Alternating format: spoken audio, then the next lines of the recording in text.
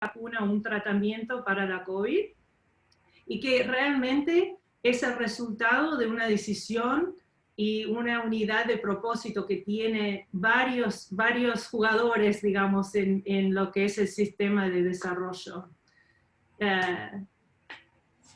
Y entonces, bueno, les voy a contar un poco sobre cómo es el sistema de desarrollo para que puedan apreciar todos los avances y todo lo que se está haciendo ahora. Pero primero quiero destacar que hay varios papeles, trabajadores,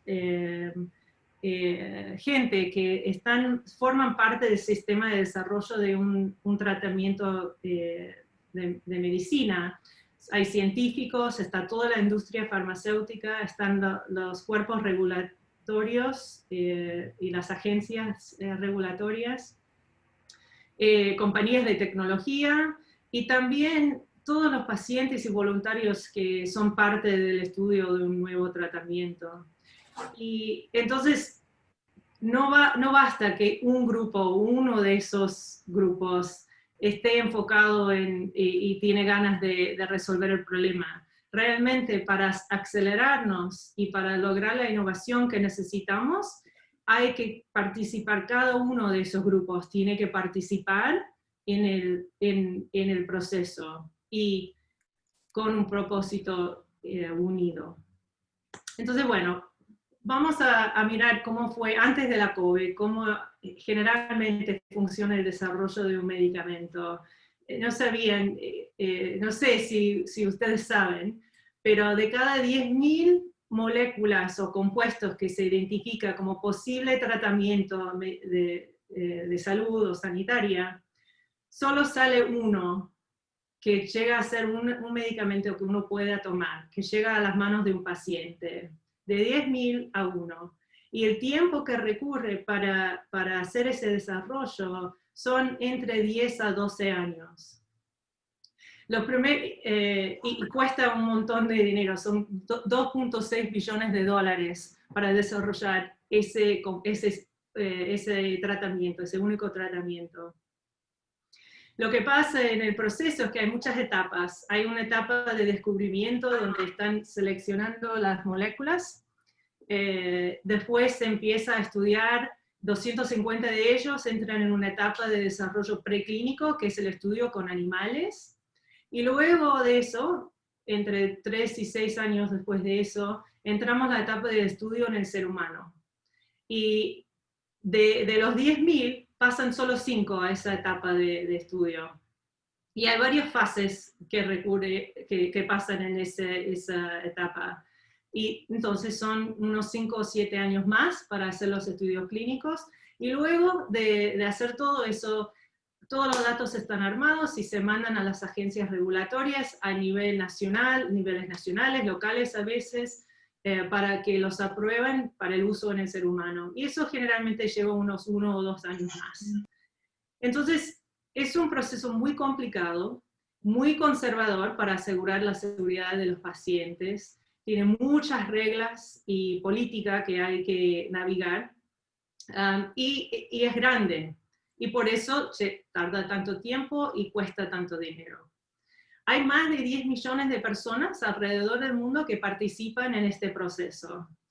Que es mucho, pero a la vez no es mucho, porque solamente de todas las enfermedades que conocemos para el ser humano, solamente tenemos tratamientos para 26% de eso. Quiere decir que hay 74% de enfermedades que una persona puede tener y no tenemos ningún tratamiento conocido para ello.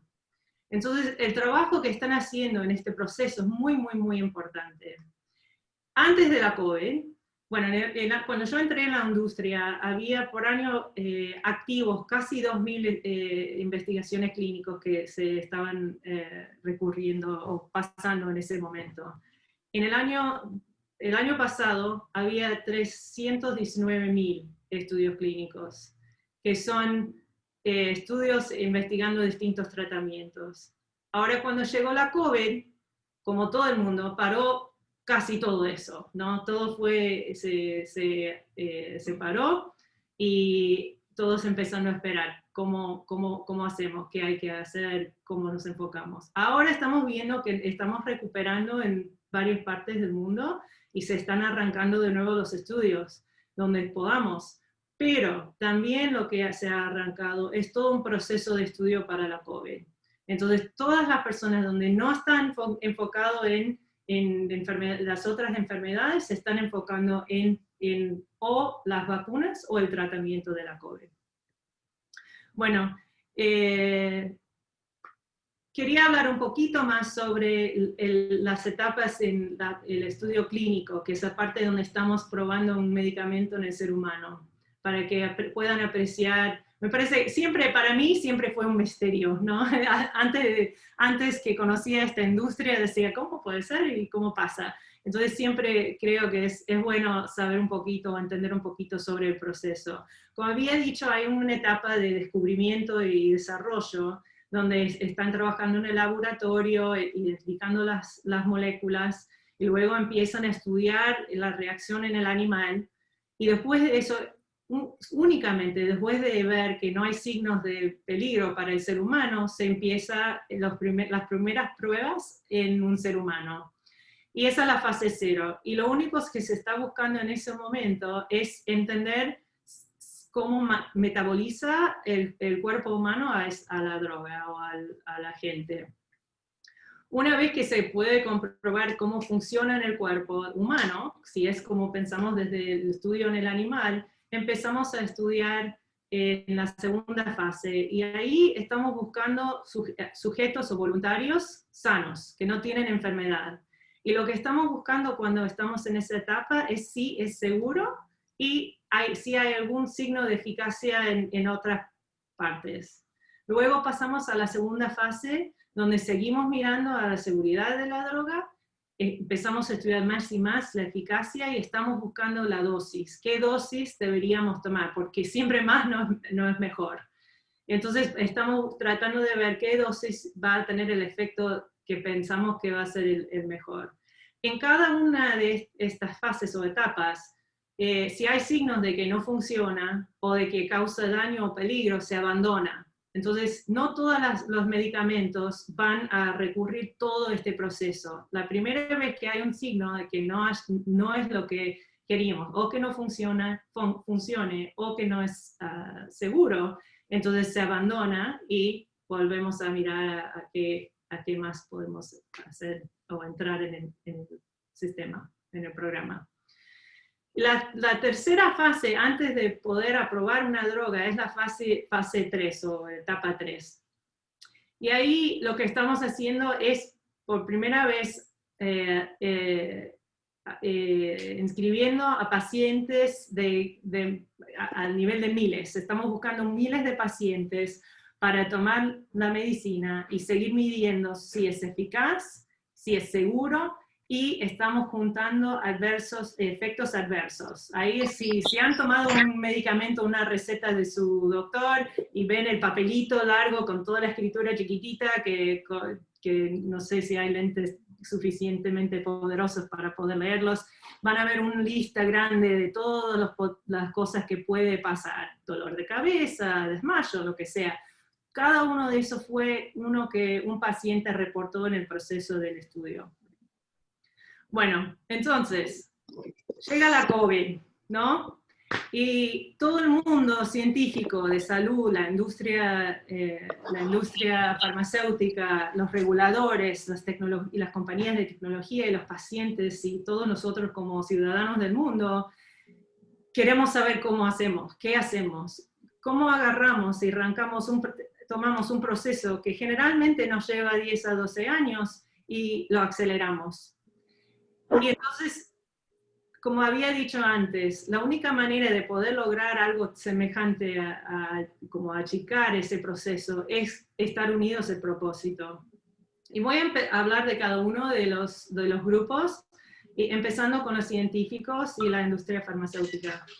Y primero, para mí, porque es por ahí el que más me motiva o me conmueva, es como los cientistas, los academias, en industria, en academia, alrededor del mundo, cuentan y se ve en lo que hacen todos los días, aunque hay división en niveles políticos y fuera del mundo científico, ellos se han unido de una manera que jamás han visto. No, ninguno puede acordar.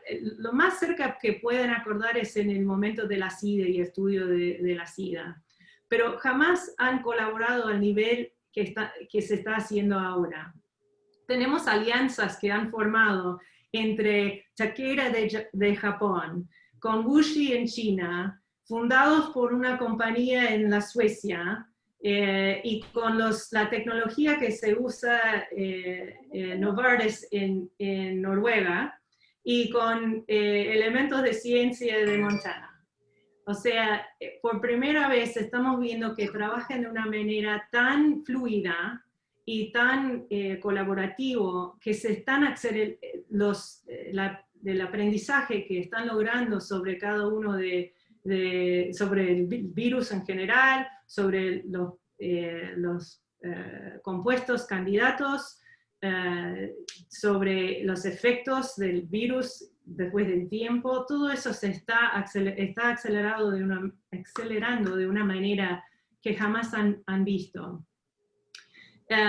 Y realmente cuando yo me voy mirando al mundo y me desanimo porque veo ejemplos donde no hay unidad o por ahí lo estamos haciendo más difícil de lo que yo creo que debería ser, solo tengo que mirar a eso y ver cómo cambiaron su proceso.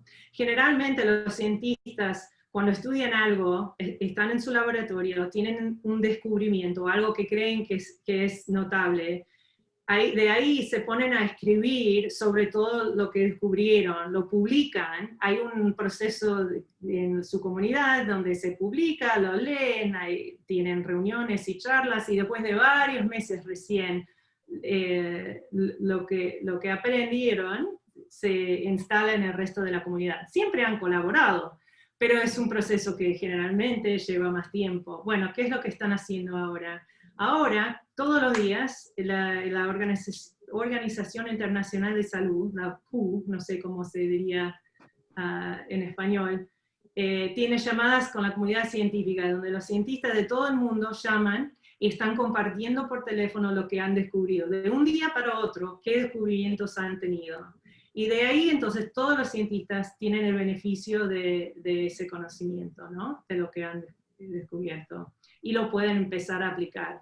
La otra cosa que se está haciendo entre ambos, la comunidad científica y la industria farmacéutica, es ambos sean unidos para compartir los datos. Entonces, antes, cada uno hacía sus investigaciones, tenía sus datos, desarrollaban un medicamento, después se lanzaba para el paciente, ¿no? Pero no se compartía tanto lo que descubría. Ahora han instalado tecnología y hecho acuerdos para compartir todo lo que están estudiando. Entonces, de un día de otro, todo lo que anotan se pone en distintos lugares donde pueden compartir, y los cientistas pueden ir, agarrar los datos y empezar a hacer análisis propio porque la parte del virus o de la situación en que están mirando, de que tienen interés.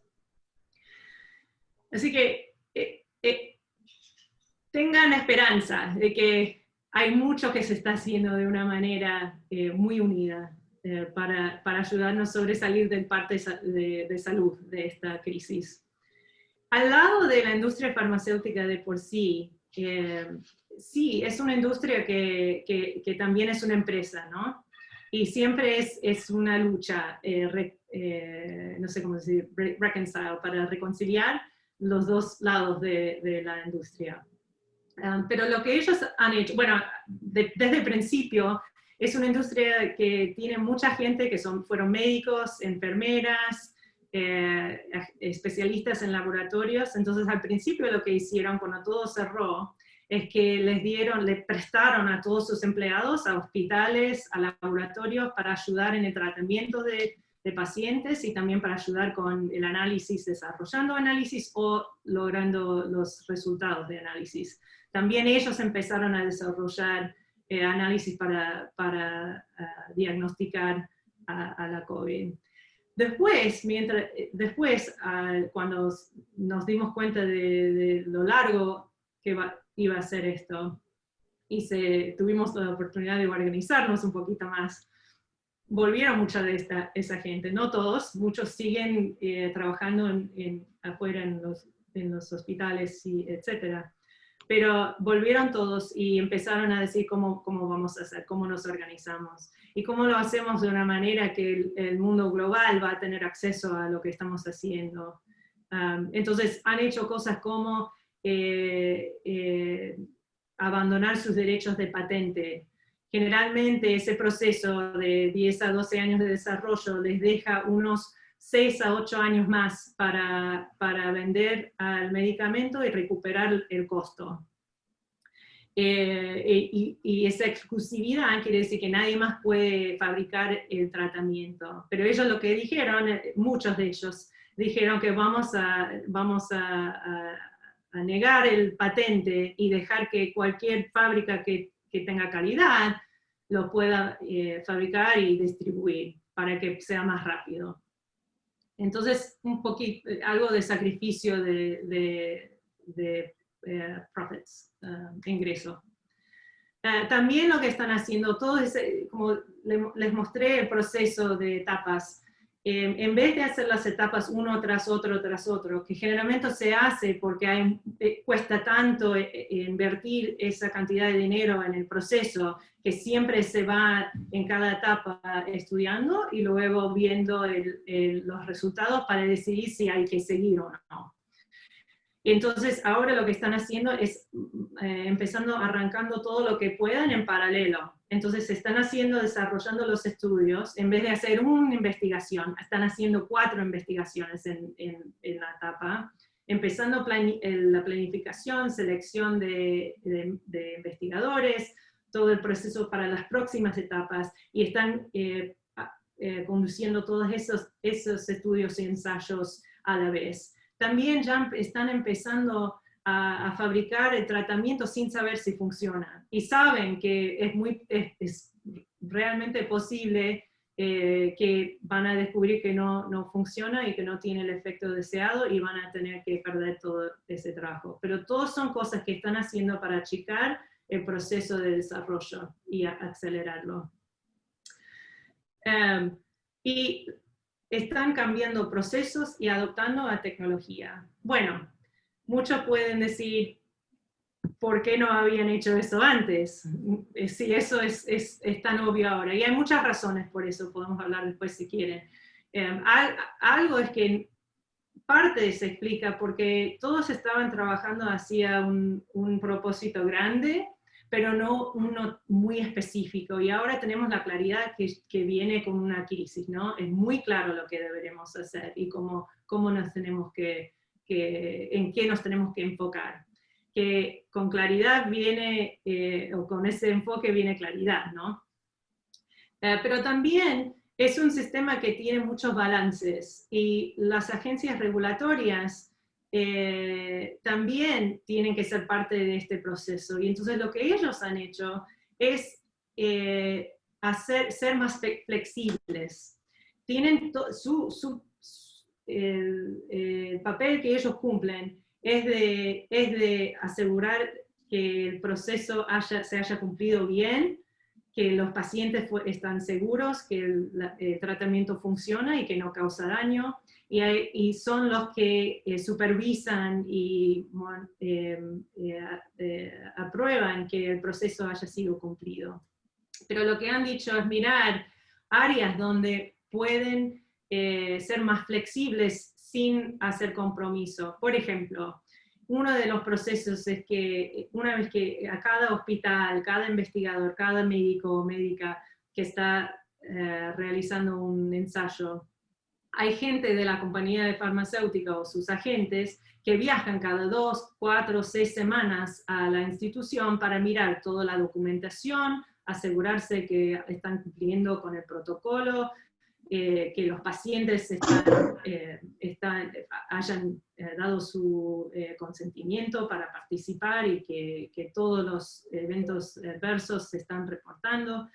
Bueno, ellos dieron la flexibilidad de hacer muchas partes de ese proceso de manera remota, a distancia. Entonces eso ayudó que puedan buscar procesos y tecnología que todavía les permite ver toda la misma información, pero sin que estén físicamente presentes. También empezaron a permitir telemedicina, o sea, visitas virtuales con los pacientes, que ellos también, siempre cada visita que tenían que tomar, aunque fuera una visita de charla, tenía nada más de hablar y reportar cómo estaba pasando, sin análisis o pruebas específicas, siempre tenían que viajar hasta la clínica. Y cambiaron algunas de las reglas para permitir que sea más virtual. Empezaron a mandar a poner el proceso de control de la gente que se está estudiando es muy estricto, y pusieron siempre muy controlado. Buscaron y aceptaron las maneras, los propósitos de la industria sobre cómo entregar la droga, mandarlo por correo, por otras medidas, y seguir manteniendo el control. Y como están ellos, o sea, como está la industria lista para cambiar proceso y ver cómo podemos acelerar el proceso, y las agencias regulatorias dispuestos a darles cierta flexibilidad, ya pueden ver, tenemos un sistema que se está armando para apoyar el desarrollo más acelerado y innovación.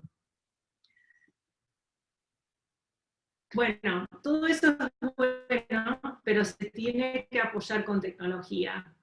Podemos tener buenos procesos, podemos hacer cosas en paralelo, estudios en paralelo, pero sin el apoyo de tecnología no lo podemos realizar con la calidad que tenemos que asegurarnos, ¿no?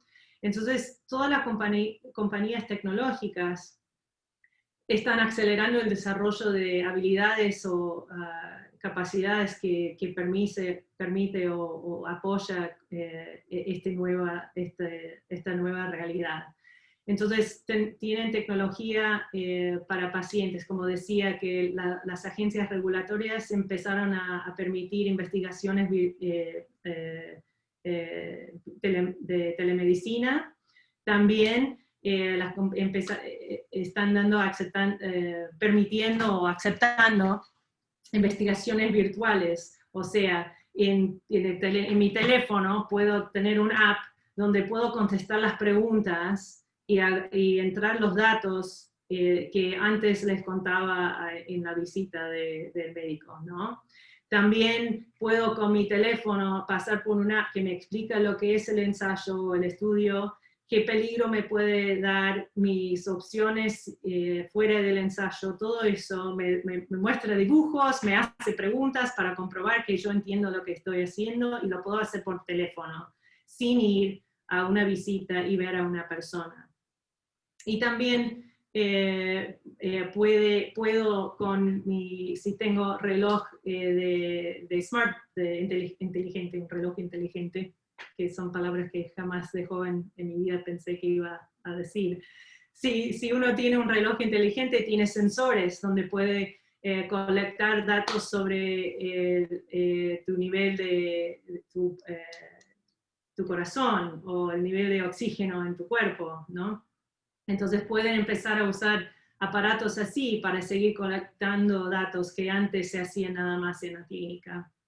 Todo eso estábamos viajando hacia eso, ¿no? La industria estaba lentamente progresando hacia tecnologías de esta manera, pero se está acelerando el desarrollo y adopción de esas tecnologías ahora.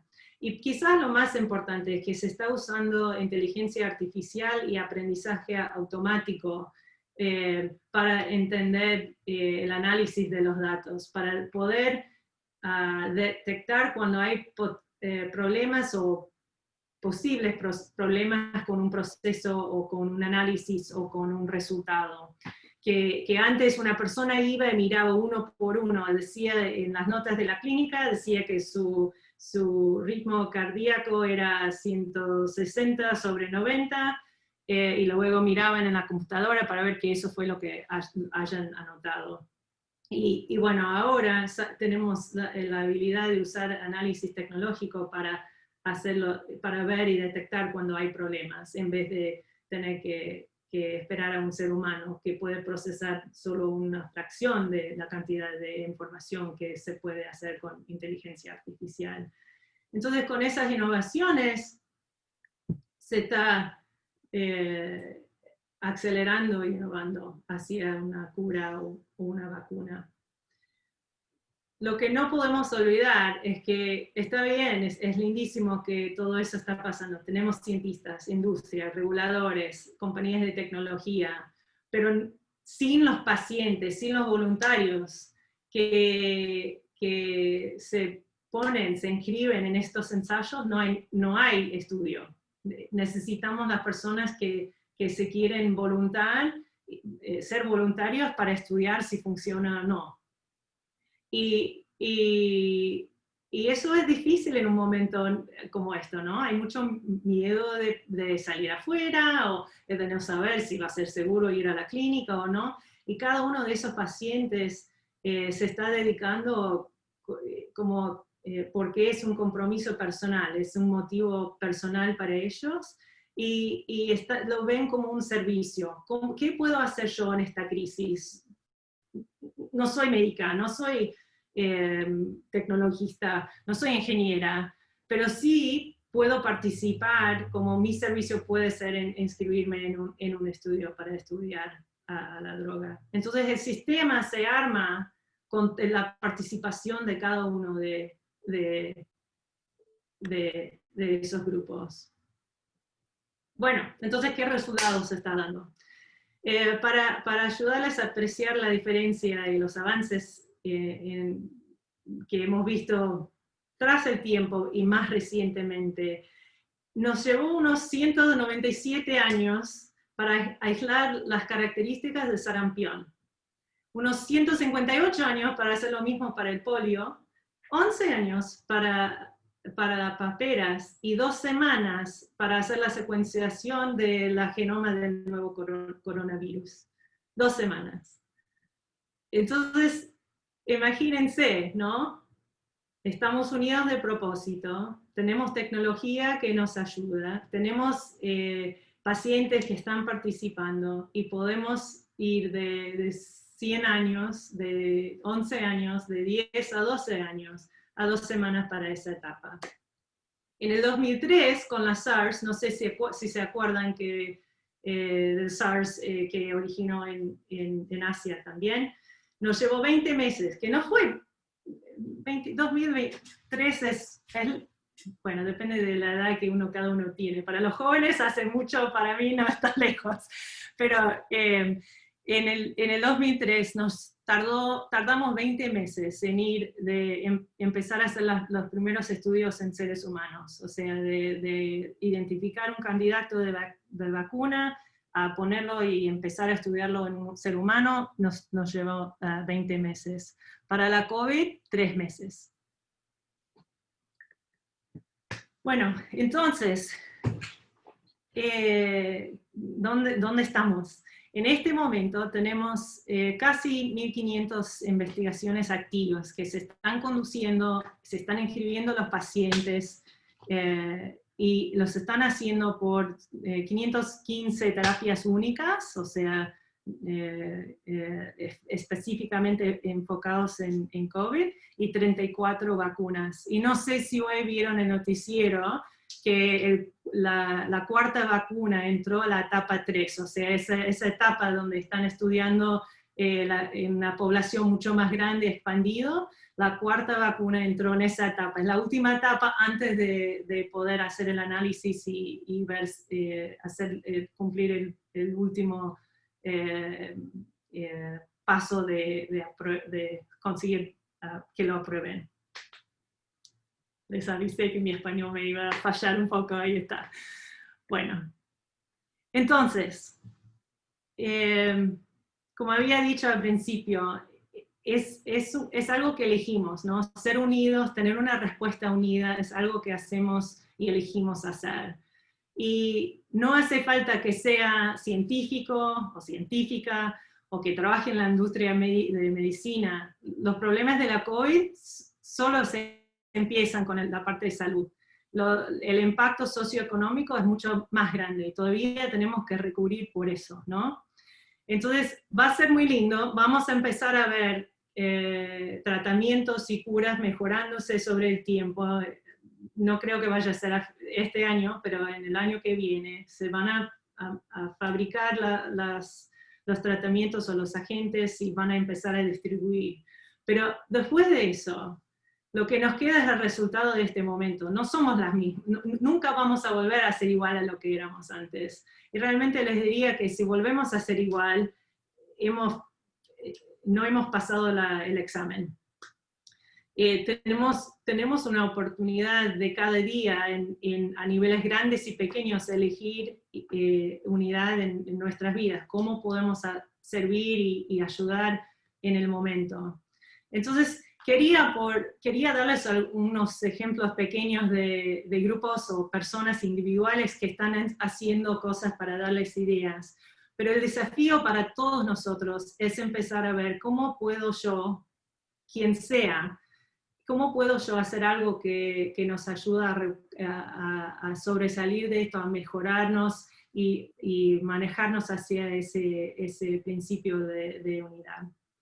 Entonces, uno de los ejemplos, hay un grupo que se llama Pelotonia de la Universidad de Ohio, y hubo un grupo de gente que tenían familiares y amigos que fueron impactados por cáncer, o sea, que habían muertos o que estaban sufriendo, y en la Universidad de Ohio tenían una buena institución de investigación y desarrollo, pero querían hacer algo, este grupo pequeño quería hacer algo, entonces decidieron armar una recorrida de bicicleta. Armaron un grupo en un año, reclutaban a gente a andar en bicicleta, y esa gente iba y les pedía a sus amigos o a empresas o familiares o cualquier persona en la calle que donen algo de dinero por cumplir, por hacer un recorrido de cierta distancia. Y entonces empezaron, el primer año me parece que fueron como 2.000 personas, que es bastante grande. Este pequeño grupo logró ingresar a como 2.000 personas a hacer este recorrido de ciclismo. Y tuvo tanto éxito que empezaron a crecer el movimiento. Y ahora, en los 11 años después, ha crecido a 11.000 personas que andan en bicicleta. Han construido, ayudado a apoyar el desarrollo de la institución de investigación del hospital, y han reunido 215 mil millones de dólares y ayudado a lograr que 4 nuevas drogas para el tratamiento de cáncer se llegan a las manos de pacientes. Y este año, con la cuarentena, no se pudo hacer el evento, entonces lo hicieron a nivel virtual, cada persona se dedicaba a algo, y el dinero que juntaron la están invirtiendo en el análisis e investigación de COVID. Bueno, un grupo pequeño se unió atrás un propósito y lo desarrollaron a hacer algo tan grande como esto, ¿no? No todos de nosotros tenemos esa capacidad. Lo puedo apreciar, puedo participar, pero yo sé que por ahí no es parte de mi carácter hacer ese nivel de organización. Entonces quería darles otro ejemplo. En otro lugar había un señor en cuarentena que tenía miedo, había muchos problemas, se estaban aumentando los problemas de gente entrando en su casa, en el barrio, así que instaló unas cámaras para mirar a su estacionamiento. Y el día después de instalarlo, sonó una alarma que alguien estaba en la zona de la cámara. Y fue y se fijó, y miró y veía un chiquito, un nene de 4 o 5 años andando en bicicleta, que entraba en su estacionamiento y salía. Y todos los días el papá le llevaba al niño, que estaba solo, no podía ver a sus amigos, no tenía hermanos, y todos los días, a casi la misma hora, sonaba la alarma del cámara del Señor, entraba el niño en su bicicleta y se iba. Entonces este hombre que está en su casa en cuarentena se puso a pensar y decidió de que iba a agarrar algo de tiza, un pedazo de tiza, iba a dibujar una pista para este chico y esperaba. Entonces dibujó una pista en su estacionamiento. El día siguiente, cuando vino el chico, se puso a mirar y tiene todo grabado de ver el niño mirando y el papá diciendo, eso es para ti. Y el chico tiene los ojos grandísimos, entra en la pista y lo recorre. Entonces el Señor ya ve que funciona, vio la alegría, el sentido de alegría que tenía este chico. No se conocían, son extranjeros. Y entonces el hombre se puso a estudiar distintas pistas y carreteras alrededor del mundo y cada semana salía y cambiaba la pista. Y en la foto de abajo pueden ver hasta que inventó una máquina para poder hacer el dibujo, porque al principio lo hacía todo a mano. Y bueno, cada semana venía el chiquito, miraba la dirección y seguía la pista y le dio algo en qué anticipar, ¿no? Y bueno, eso parece ser algo raro o por ahí que tiene que ver, pero el resultado que dio es que, bueno, se conocieron y se hicieron amigos, pero al hablar con el papá de ese niño, tendrían que ver la mirada en sus ojos cuando hablaba del sentido que le dio que una persona que no conocía haya tomado el interés en su hijo, que está solo, sin amigos, y como para hacer algo así, de dedicar su tiempo y ser parte de la comunidad de adultos que lo está criando. Esas son cosas que por ahí no son las más grandes cosas, pero imagínense, es como una gota en agua, dejas caer a la gota y empieza a permanecer el impacto, ¿no? Y eso es lo que empezó con esa gente. Bueno, ¿qué podemos hacer nosotros?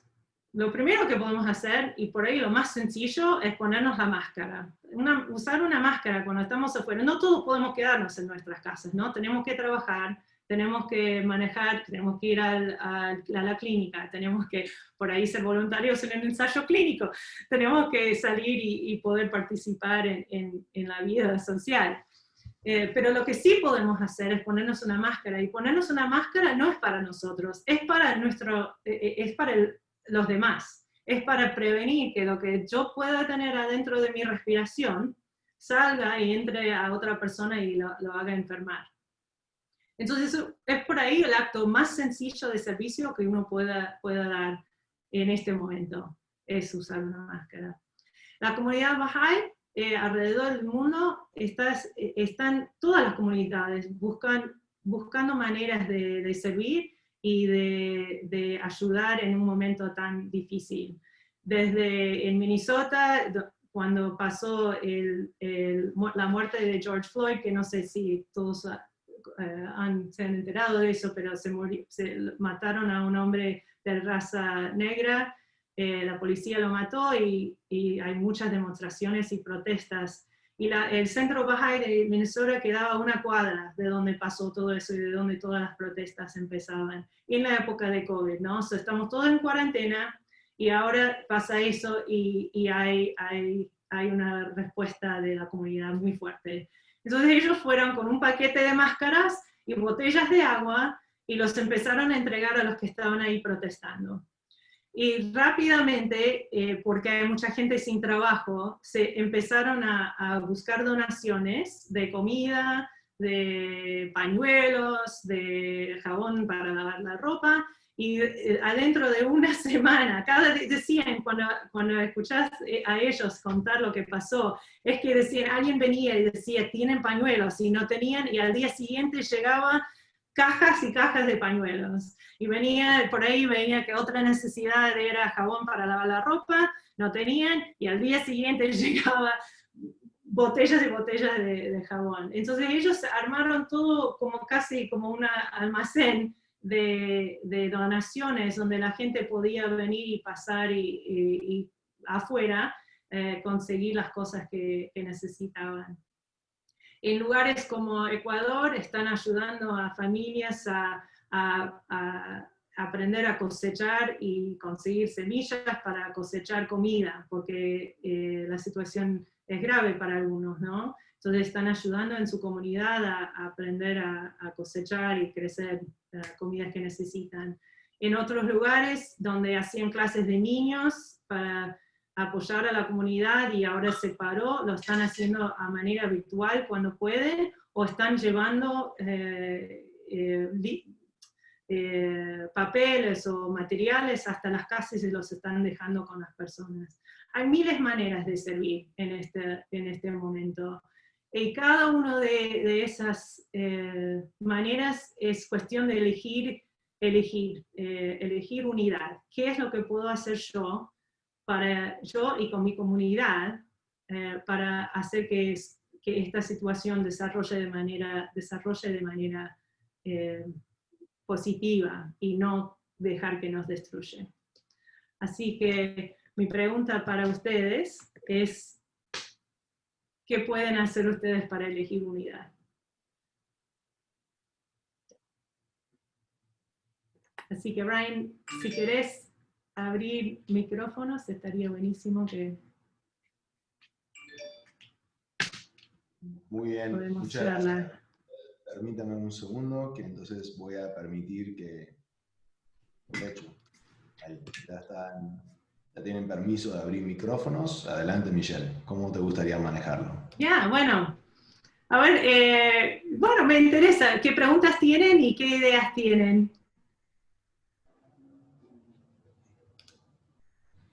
Y qué lindo ver algunas caras que no he visto por muchos años. Hola, Darío. Hola, Ale. Yo creo que tú mencionaste una lista muy actualizada y muy real de maneras para servir a nuestra comunidad. Y es el identificar cuáles son las necesidades, porque en cada comunidad local son diferentes. En mi colonia hay necesidades diferentes que en la tuya, por ejemplo. Aquí muchos han sido descansados de sus trabajos, entonces cuando en mi comunidad ves que afuera de las casas sacan una mesita y se ponen a vender dulces y chicles o paletas hechas en casa, tú sabes que la situación económica no anda bien. Uno de los retos más grandes ahorita, yo creo que en todos lados, pero aquí mucho, es que los papás que antes dejaban en manos de los maestros de la escuela, pues la instrucción de sus hijos, ahora tienen que hacerla de maestros, de padres, de enfermeros, o sea, todo lo que hacían antes más. Y a eso añádele que tienen que aprender una tecnología que nunca habían tocado. Los maestros también tienen un reto, ¿no? Muy grande. Y todo esto dentro de la pandemia. Entonces, hay mucho descreimiento, mínimo en mi comunidad, muchos conceptos equivocados que escuchan de fuentes desinformadas, gente que dice esto es ridículo, no hay bicho, no hay virus, eso no existe, es un complot, qué sé yo, pero la gente se sigue enfermando y sigue muriendo. Entonces, hasta que no les toca en su familia, no lo creen. Y desafortunadamente es una lección que han estado aprendiendo. Pero yo creo que la lista que tú mencionaste de poder servir puede alargarse 10 veces más, dependiendo de las necesidades de nuestra comunidad local, ¿no? Eso es a lo que hay que ser muy sensible. ¿Qué necesita mi familia vecinal? Que yo pueda proveer, porque hay cosas que no podemos proveer, pero lo que podamos, pues adelante. Muy bien. ¿Qué ejemplos han visto de cómo la gente se está ayudando, cómo están apoyando?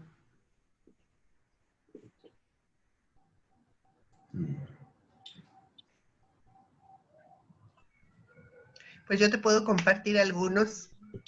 Nuestra asamblea espiritual local decidió comprar un costal de frijol y un costal de arroz. A nivel personal, otras familias lo han hecho. Entonces, como hay mucha comunicación entre los vecinos, cuando descubrimos que hay alguien que la está pasando mal, entonces Una de dos, si puede, se le vende al costo porque se compra a costo de mayoreo. Y si no puede, no se le vende, simplemente se le lleva. Mínimo para que la semana ningún miembro de esa familia pase hambre. Cuando hay alguien que anda buscando trabajo o una casa más económica, todos los vecinos nos ponemos en comunicación y andamos buscando para esta familia. Cuando alguien necesita, porque no todo el mundo tiene vehículo, cuando alguien necesita que pues se me acabó el gas y ahora cómo le hago, porque ahora no todo el mundo quiere visitarse por la cosa del contagio. Entonces, pues nos llaman, a los bajáis nos llaman, ¿me puede hacer favor de llevar mi tanque para que me lo llenen? Sí, cómo no. Y muchos detallitos así que nos permiten servir, pero también nos permiten conocernos más de cerca unos a otros, ¿no? Y eso forma lazos muy bonitos de unidad. Y otra de las cosas es que, aparte del nivel material, del nivel económico, si podemos servir en algo, yo creo que el otro aspecto que es muy importante es el nivel espiritual, el estado de ánimo en que está la comunidad, cómo se siente, cómo está reaccionando a todo esto, que fue sorpresa para todo el planeta. Entonces, se han multiplicado muchísimo las reuniones devocionales a nivel familiar para que no haya la reunión de mucha gente junta, porque no todo mundo sabe qué es eso de la sana distancia. Entonces, a nivel familiar, en mi colonia hay como 16 reuniones devocionales donde la familia se reúne y ora por las demás familias, no nomás por la propia, sino ora por las demás familias. Y eso es algo muy lindo, porque cuando piensas en los demás aparte de ti mismo, eso amplía, ¿no?, tu corazón, tu mente, te hace más abierto a validar las diferencias, etcétera, etcétera. Y podría yo seguir porque hay muchos ejemplos, pero... Y alguien me mandó algunos ejemplos que ha visto también, que parecidos a lo que estabas diciendo, que han visto miembros de comunidades donde están armando bolsas de comida entre los miembros de la comunidad y llevándolos a cualquier persona que los necesite, también comprando tarjetas prepago para que puedan comprar internet y participar en círculos de estudio y devociones dentro de la comunidad, que son muy buenos ejemplos. Sí. Tenemos a Sheida que le ha levantado la mano también. Sí, thank you. Gracias. De nada. Hola Adelante. a todos. Hola, ¿cómo están? Bueno, muchísimas gracias, Michelle, por esta charla. Creo que, bueno, personalmente la encontré súper, súper buena, de verdad. Y en sí, bueno, este tema a mí me toca muy profundamente porque yo estoy trabajando directamente con pacientes que tienen COVID. Yo soy kinesióloga o fisioterapeuta, depende del país. Entonces estamos en las unidades de cuidados intensivos, en cuidados intermedios, y me ha tocado como ver toda esta parte fea de la pandemia, ¿no? Y entonces como encontrar estos espacios en los que se motiva a la comunidad, que es realmente el núcleo vibrante donde se puede realmente hacer muchas cosas, desde la medicina preventiva, por así decirlo, como llamándonos a que podemos realmente hacer cosas significativas y que de alguna manera está en nuestras manos, es súper, súper bueno. Entonces, quería compartir que de pronto algo que pudiéramos hacer todos y que yo creo que de hecho está como en el espíritu de casi de la mayoría, es compartir información. Entonces, ¿qué pasa? Que ahora hay demasiada información y no toda es de buena calidad. Entonces, si nosotros usamos un pensamiento crítico, valernos del estudio científico, de encontrar fuentes fidedignas, no solamente de personas con muy buenos deseos, pero de pronto no con buenas bases, entonces en eso podemos hacer mucho la diferencia, porque, no sé, de pronto una persona que confía en alguien que compartió algo, que le dice que no, que es un complot. Entonces dicen, ah, no, pues si fulanito que yo confío en él dice que es un complot, es un complot. Entonces tenemos que ser muy cuidadosos en la información que compartimos desde en nuestras charlas con nuestros amigos, de pronto en nuestras redes sociales, que ahora es súper poderoso eso. Todo eso, la forma en que nosotros conversamos con la gente, tiene mucho poder, porque en el fondo influenciamos su pensamiento. Y es una cosa como que la comunidad Bahá'í siempre estamos buscando en cómo influenciar en los discursos prevalecientes, ¿no? Entonces ahorita esto es algo bien sencillito donde podemos practicar. Ah, pero tan importante. Muchísimas gracias, Sheila. Sí, por ahí es una de las cosas más importantes que podemos hacer. La información es poderoso, y que sea buena información o mala información. Y siempre ayudando a la gente a saber cómo decidir si la información que están viendo es veraz o no, o si viene de buena fuente o no, es muy importante. Hay que siempre mirar los motivos, ¿no? Y el fuente de la información, y son de cientistas, de estudio, de gente en ciencias de salud, o viene de personas que tienen motivos diferentes, que por ahí no son autoridades, pero se pueden presentar como autoridades, ¿no? Es muy importante. Es más fácil, todos queremos creer que no es verdad, ¿no? Sería más fácil que esto no fuera verdad, pero la realidad no es eso, y lo único que hacemos es retrasamos, alargamos el tiempo que nos va a llevar a llegar a lo que es el futuro. Sheila, también te quiero decir muchísimas gracias por todo el servicio que estás dando. No es fácil estar en tus zapatos en este momento de historia y en frente de pacientes y viendo todo de cada día así nomás. Así que para mí que el apoyo una de las cosas que podemos hacer es también apoyar a personas como vos y a ti misma, porque me imagino que te saca mucha energía y es difícil en algunos días poder continuar, seguir adelante. Así que no olviden a los que están sirviendo como Sheila y tratando a los pacientes. Muchas gracias. Bien. Muy bien, amigos. ¿Hay otros comentarios o observaciones que les gustaría compartir a nuestra expositora?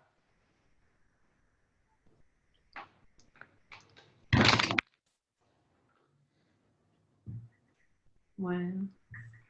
Okay, creo que estamos bien. Que Muy muchas bien. gracias. Muchísimas gracias a ustedes por tener la paciencia de escuchar mi castellano de hace 20 años y por venir. Y qué lindo ver, para los que no saben, algunas de estas caras conozco de mi juventud y hace más de 20 años que los veo. Así que qué lindo verles.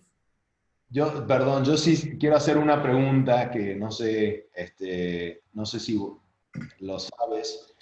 En cuanto al horizonte de lo que se espera en la institución médica, en cuanto a, para más o menos en cuánto tiempo se esperaría que ya hubiera curas, y en cuánto tiempo estiman ustedes que regresemos a cierta, no digo normalidad, pero mínimo una realidad donde no tenemos que estarnos tapando la boca para salir a la calle. Entonces, como estás bueno, en esto, sí, va a ser un proceso de evolución, ¿no? O sea, no va a haber, como decía antes, una sola vacuna, vamos a tener varias, y me imagino que como otros virus van a tener que ir evolucionándose, como que pasa cada año con la influenza, el gripe. Así que yo creo que vamos a empezar a ver los primeros a principios del año que viene, para mitad del año que viene. De ahí hay que distribuir las vacunas. Así que lo más importante es, hay dos rutas que tenemos que cruzar. Uno es de buscar tratamiento o cura. Si uno tiene la COVID, ¿cómo tratamos para que para que recupere?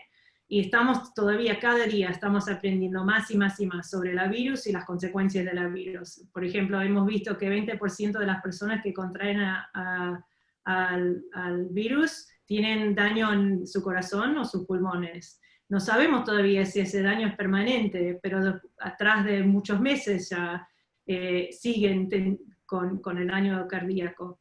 Y hasta el nivel que algunos no pueden funcionar. Así que no es solo si lo contraigo y me muero, es qué pasa si lo contraigo y qué consecuencias voy a tener y por cuánto tiempo, y no sabemos todavía. Así que el camino de buscar tratamiento va a seguir por mucho tiempo. Ya estamos mejorando, los niveles de muerte se están bajando, porque con lo que tenemos y al aprender más y más y compartir información, se está cambiando cómo tratamos. Pero no quiere decir que sabemos exactamente cómo tratarlo. Así que vamos a empezar a ver más y más tratamientos, a cursar el tiempo. El otro camino es encontrar una vacuna, prevenir que contraigamos, que uno pueda conseguir al virus. Y de ahí, bueno, algunos se están tratando para fin de año, pero nadie en la comunidad científica, los políticos quieren que sea, el político de acá quiere que sea antes de la elección. En la comunidad científica no es tan positivo que vaya a ser este año, sino a principios, mitad del año que viene. De ahí hay que fabricar todas las vacunas, distribuirlas, y la mayoría de la población las tiene que tomar, que usar. O sea que no es solo que esté disponible, es también que lo elijo de tomar. Y este problema que Sheila estaba hablando, y Ale también, que uno cree que es un complot, nos va a atrasar, eso nos va a demorar en distribuir y lograr que tengamos el nivel adecuado de vacunación para poder ir disminuyendo la fuerza de la virus, ¿no? Entonces, es difícil decir, yo te diría que podría ser para el año 2022, ojalá que fuera más temprano, y eso solo si toda la gente participa. Y entonces, es una cosa que cada uno va a tener que decidir por sí mismo y basado en la ciencia y en la evidencia que tenemos en ese momento, ¿no? Pero todos vamos a tener algo una decisión para tomar. Okay. Yo quiero preguntar algo. La verdad no sé si lo sepas, pero ¿cómo está hecha esta vacuna? ¿Es cierto que está hecha sobre un DNA y de un virus y encima está unido a un RNA de coronavirus? ¿Eso es cierto? Hay varios métodos de avenidas que están mirando para las vacunas. Algunas se tratan con el RNA, que es un método de funcionamiento. Otros están tratando de bloquear la proteína que absorba, que le da fuerza al virus. Hay varios métodos de atacar o procesos que están estudiando. Entonces, por eso digo, no va a ser una sola vacuna, van a haber varias según los que se prueban o comprueban. Sí están mirando el análisis del DNA y los genes y qué influencia pueden tener, pero no sabemos todavía qué resultados nos va a dar. Pero entonces están yendo por el lado de la genética, por el lado de los ácidos nucleicos, no están yendo como Jenner o como Salk o como Pasteur, que iban por el lado de las proteínas. Están yendo por el lado genético. Sí, bueno, sí, hay varias maneras. Mago, acabo de ver un buen listado que resumía todo, lo puedo buscar y pasarlo a Ryan por ahí, que lo comparte, que resume las distintas avenidas que se está investigando. Buenísimo. Muy bien, gracias. Muy amable por tomarte todo este tiempo para explicarnos los procesos. Ha sido un placer. Muy bien, amigos, pues aquí ya es momento de ir cerrando nuestra charla. Agradezco a todos los que participaron y los que participaron un ratito y se fueron. Agradezco sobre todo a Michelle por tomarse el tiempo de ofrecernos todo este mundo de información que la verdad estuvo muy bueno. Este video se va a subir al link que les mandé por el grupito, así que vamos a poder escucharlo varias veces, y si tenemos preguntas, pues ahí podemos preguntarle por fuera después, ¿no? Y también el próximo miércoles a la misma hora tendremos una charla. El señor Cecilio Reyes nos va a dar una plática sobre diferentes principios Baha'ís, así que los invitamos a que nos acompañe el próximo miércoles. Y bueno, abrimos micrófonos para poder despedirnos, ¿no? Así que adelante, amigos, despidámonos. Muchas gracias a todos. Lindo de verlos a todos. Un beso, Michelle. Igualmente, igualmente. Saludos a todos, los quiero. Allah. Gracias, muy bonita. Gracias, buenas Gracias noches. por la gran charla, gracias. Muchas gracias, buenas noches. Gracias. Buenas noches, hasta luego. Gracias, gracias. Chao.